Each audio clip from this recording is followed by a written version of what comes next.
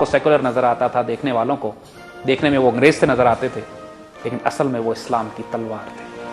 اور یہ راز شبیر احمد عثمانی رحمۃ اللہ علیہ کے اس خواب سے بھی جو انہوں نے حضور صلی اللہ علیہ وسلم کی زیارت جس میں کی، اور حضور قائد اعظم کو فرماتے ہیں میرا سپاہی ہے، اس میں کوئی شبہ نہیں کہ قائد اعظم حضور کے ایک سپاہی ہیں۔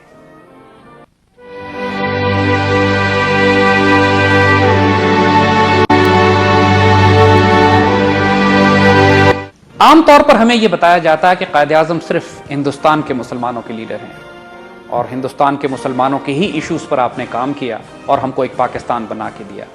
خواتین حضرات، قائد اعظم کے بارے میں یہ بھی بہت بڑی غلط فہمی ہے۔ آپ امت مسلمہ کے ایک لیڈر ہیں، آپ ایک پین اسلامسٹ ہیں، آپ نے پوری امت کے ہر مسئلے پر اتنے دلیرانہ اور غیرت مندانہ سٹیپس لیے ہیں کہ انسان کی عقل دنگ رہ جاتی ہے، خاص طور پر اس وقت بھی کہ جب پاکستان بنا ہی نہیں تھا، پاکستان ریزولوشن بھی پاس نہیں ہوئی تھی۔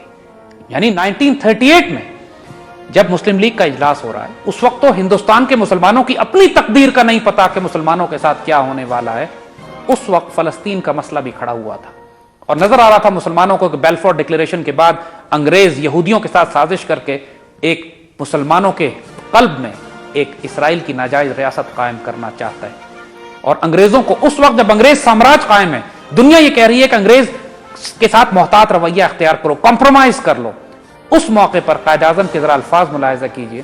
1938 کے ایک اجلاس میں مسلم لیگ کے فرماتے ہیں amongst the immediate issues we have to grapple with which may come up before the subject committee is the question of Palestine۔ جو ہمیں immediate مسائل جن کا ہم نے حل کرنا ہے مسئلہ، اس پہ ایک بہت بڑا مسئلہ کشمیر کا بھی، فلسطین کا بھی ہے۔ I know how deeply Muslims feelings have been stirred over the issue of Palestine۔ مجھے معلوم ہے کہ مسلمانوں کے جذبات کس طرح بھڑک اٹھے ہیں فلسطین کے مسئلے پہ۔ I know Muslims will not shirk from any sacrifice if required to help the Arabs who are engaged in the fight for their national freedom۔ ہمیں یہ بات اچھی طرح معلوم ہے کہ مسلمان کسی قسم کی قربانی سے دریغ نہیں کریں گے کہ اگر ان کو عرب مسلمانوں کے لیے مدد کرنی پڑے، جس کو اپنے عرب مسلمان اپنی آزادی کے لیے جدوجہد کر رہے ہیں۔ You know that Arabs have been treated shamelessly۔ آپ ہم کو یہ معلوم ہے کہ عربوں کے ساتھ انتہائی بے حیائی اور بے شرمی کے ساتھ انگریزوں نے معاملات سودا کر دیا۔ یعنی یہ بات سوچئے کہ 1938 کے اجلاس میں جب پاکستان ریزولوشن بھی پاس نہیں ہوئی ہے، پوری مسلمانوں کو یکجا کر کے فلسطین کے مسئلے پہ قائد اعظم بات کر رہے ہیں اور مسلمانوں کو متحد کیا جا رہا ہے۔ اور صرف یہ نہیں کہ مسلمانوں سے بات کر رہے ہیں، آئندہ ہم آپ کو بتاتے ہیں کہ انہوں نے انگریزوں اور امریکن سے کس طرح بات کی اس موضوع پہ، اس وقت جب پاکستان بنا ہی نہیں ہے، اور مسلم ایشوز کو کس طرح آپ ہینڈل کر رہے ہیں۔ اسی طرح 1940 کے اجلاس میں جس میں پاکستان کی ڈیمانڈ دی جا رہی ہے، جس میں یہ کہا جا رہا ہے کہ ہم نے پاکستان بنانا ہے، جس کو ہم قرارداد پاکستان کہہ رہے ہیں، اسی اجلاس میں انگریزوں کو دھمکی بھی دی جا رہی ہے قائد اعظم کی طرف سے۔ انگریزوں کے لیے سخت لہجہ اختیار کیا گیا ہے فلسطین کے معاملے میں۔ قائد اعظم فرماتے ہیں In the course of his presidential address at the historic Lahore session of the League in March 1940, Qaid Azam said that the Muslims wanted that the British government should in fact and actually meet the demands of the Arabs in Palestine۔ مسلمان دنیا یہ چاہتی ہے کہ انگریز حکومت مسلمانوں میں، فلسطین میں جو مسلمانوں کی ڈیمانڈز ہیں ان کو پورا کرے۔ انہوں نے اور بھی سخت الفاظ میں انگریز حکومت سے اس حوالے سے بات کی۔ Addressing the Muslim Students Union in 1944, Quaid Azam warned، Quaid Azam نے یہاں پر بڑے ہی سخت الفاظ 1944 میں استعمال کی۔ دیکھیے ابھی آپ آزاد نہیں ہوئے ہیں، پاکستان کے آپ گورنر جنرل نہیں بنے، 1944 کی بات ہے، اس وقت آپ فرما رہے ہیں if President Roosevelt under the pressure of the powerful world jury۔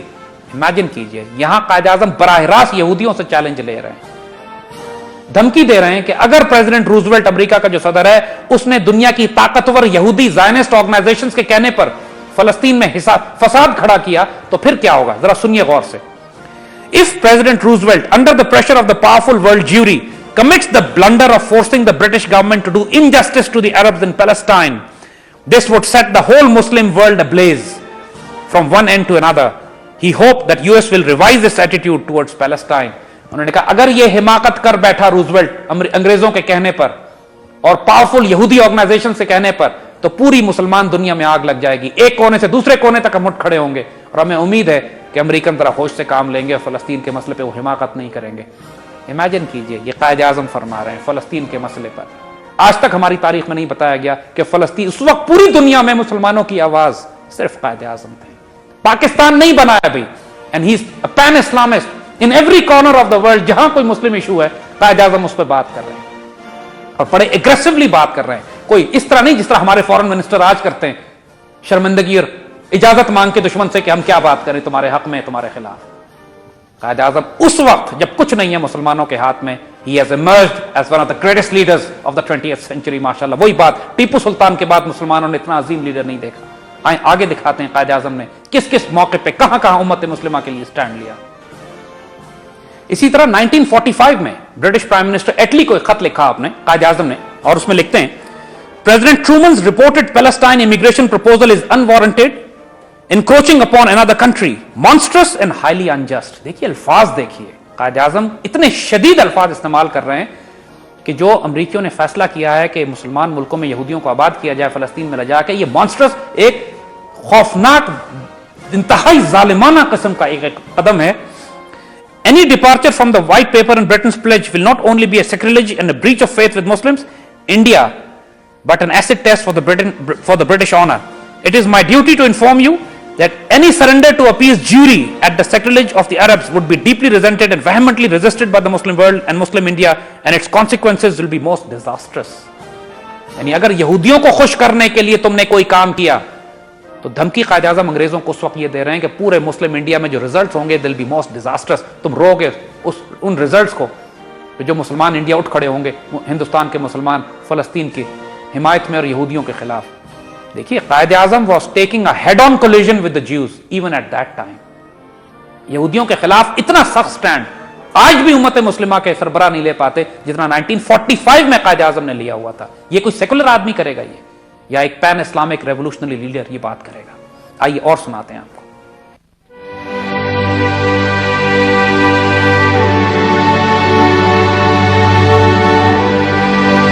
اسی طرح جب دوسری جنگ عظیم میں روسیوں نے اور انگریزوں نے ایران پر قبضہ کر لیا تو قائد اعظم نے شدید رد عمل کا اظہار کیا اور اس کو انپرووکڈ ایگریشن کہا. ایسا ظلم کیا تم لوگوں نے جس کی کوئی مثال نہیں ہے. نہیں, شدید الفاظ میں قائد اعظم نے تنقید کی اس کے اوپر. اگین یاد رکھیے گا یہ دوسری جنگ عظیم کا وقت 1945, پاکستان بنا بھی نہیں ہے, مسلمان کمزور ترین ہے انڈیا میں. اس کے باوجود کانفیڈنس دیکھیے اس شیر اور دلیر کا, اس غیرت مند مجاہد کا, کہ اس وقت پوری دنیا میں جو ایشو ہے چاہے فلسطین کا ہو چاہے ایران پہ قبضہ کیا جائے, اور دیکھیں اس کے بعد آپ کو بتاتے ہیں پاکستان بننے کے بعد قائد اعظم نے کتنے دلیرانہ سٹیپس لیے. فلسطین کے حوالے سے تو خاص طور پہ ہمیں محسوس ہوتا ہے کہ وہ قائد اعظم کے دل کے بہت قریب تھا, کیونکہ مسلسل he was speaking against the Jews, یہودیوں اور زائنسٹ کے خلاف تو وہ شدید بات کر رہے تھے. باقاعدہ انہوں نے اسرائیل کی ریاست کو کہا کہ digger in the heart of the Muslims, یعنی مسلمانوں کے دل میں خنجر ہے. ایک جگہ پہ فرماتے ہیں I still hope that the partition plan will be rejected, otherwise there is bound to be the gravest disaster and unprecedented conflict. The entire Muslim world will revolt against such a decision. Pakistan will have no other course left but to give its fullest support to the Arabs and will do whatever lies in its power to prevent what in my opinion is an outrage. Pakistan بننے کے بعد جب اسرائیل کا قیام آ رہا تھا تو قائد اعظم نے اتنے شدید الفاظ میں اس پہ تنقید کی, اور دیکھیے یہی وجہ تھی کہ ڈیوڈ بن گوریان جو فاؤنڈنگ فادر تھا اسرائیل کا, اس نے پہلا کام نصیحت جو اپنی نسل کو قوم کو کی وہ یہ کہ تم پاکستان سے ہمیشہ دشمنی رکھنا اور ہر حال میں پاکستان کو ختم کر دینا, کیونکہ ہمیں عربوں سے خطرہ نہیں ہے, اب پاکستان سے خطرہ ہے. اس کی وجہ یہی تھی کہ قائد اعظم نے شروع میں ہی پاکستان بننے سے پہلے بھی اور بننے کے بعد بھی شدید ترین مخالفت کی اسرائیل کی, اور کسی صورت میں اسرائیل کو تسلیم کرنے سے انکار کیا, بلکہ یہ کہا کہ پوری مسلمان دنیا اور خاص طور پہ پاکستان پوری مسلمان دنیا کا ساتھ دے گا, عربوں کا ساتھ دے گا, فلسطینیوں کا ساتھ دے گا اسرائیل کو تباہ برباد کرنے میں. یہ تھریٹ قائد اعظم دے چکے ہیں, یہ تھریٹ ہمارے فاؤنڈنگ فادرز نے دیا ہے, ہمارے ان بزرگوں لیڈرز نے دیا ہے جو مسلمان دنیا کی فورن پالیسی اس وقت مرتب کر رہے ہیں, جو اعلیٰ ترین عظیم ترین اسلامی ریاست کے طور پر جو پاکستان کو دیکھنا چاہتے ہیں. مدینے کی ریاست ہے, آج اس خیبر کا نام اسرائیل ہے, مدینہ ثانی پاکستان, اور اس کی بنیادوں میں قائد اعظم نے یہ بات, اس کے ڈی این اے میں, اس کے خون میں یہ بات ڈال دی تھی قائد اعظم نے کہ پاکستان کبھی اسرائیل کو تسلیم نہیں کرے گا. اب brilliant, honourable, dignified pan Islamic leader Quaid Azam. آئیے کچھ اور مثالیں دیتے ہیں. صرف مسئلہ فلسطین نہیں, پاکستان بننے کے بعد ہالینڈ نے انڈونیشیا پہ حملہ کر دیا. قائد اعظم نے یہ فرمایا کہ انڈونیشیا پہ حملہ نہیں ہوا ہے, پاکستان پر حملہ ہوا ہے, اور ہالینڈ کے جو جہاز جو پاکستان کے قریب سے گزرا کرتے تھے قائد اعظم نے ان جہازوں کو روک لیا اور پوری مدد کی انڈونیشیا کی اس جنگ میں, جنگ آزادی میں, اور اس ایگریشن کے خلاف جو ہالینڈ نے انڈونیشیا کے خلاف برپا کی تھی. یاد رکھیے یہ قائد اعظم جو پاکستان بننے کے 1.5 سال بعد انتقال فرما چکے. پاکستان بنتے ہی آپ نے کشمیر میں جہاد کا آغاز کیا, فرنٹیئر سے مجاہدین بلائے, جو رضاکار دستے آپ کو مل سکتے تھے کشمیر آزاد کرانے کے لیے آپ نے آخری دم تک جنگ کی اور فرمایا کہ کشمیر ہماری شہرگ ہے.